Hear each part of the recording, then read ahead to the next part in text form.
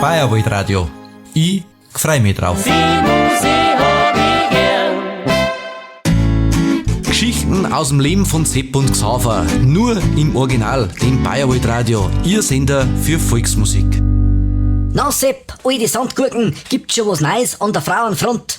Xaver, alte Specknudel, das geht doch nicht so schnell. Die meisten sind doch so zickig. Du meinst emotionsflexibel. Was ist mit der Bibel? Wahrscheinlich kommst du deswegen nicht weiter, weil du die tollen Ausdrücke nicht kennst. Doch, ein bisschen was weiß ich schon. So blöd bin ich auch nicht. Na dann ruck mal raus mit der Weisheit. Frauen drucken zum Beispiel Knöpfe, bis dann klappt. Irgendwas rührt sie allweil. Hey! Geht ja doch bei dir. Die haben aber alle so viel Macken, die kannst ja ganz narrisch werden. Das missverstehst du bloß. Die sind sogenannte Special Effects, mein Freund. Ja, und die Speckröllchen von manchen sind dann wahrscheinlich erotische Nutzfläche. Du schaust ja bläder aus, als wirst bist, aber arm dran sind schon mit uns. Warum denn? Na, der Herrgott hat doch versprochen, dass er an jeder Ecken super tolle Typen wie mich aufsteht. Und dann hat der Sacker die Erdkugel rund gemacht. So ein Pech.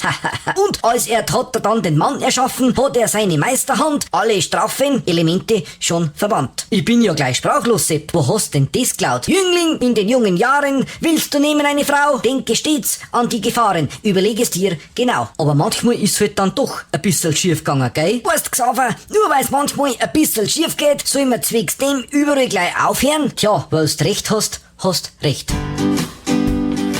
Das war Sepp und Xaver. Fortsetzung folgt.